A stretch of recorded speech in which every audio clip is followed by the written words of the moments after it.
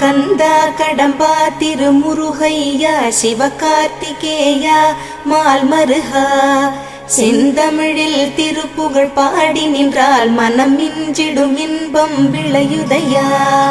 சிரகிரி வேலவனை காண்கையிலே விழிவோரம் கண்ணீர் பெருகிடுமே.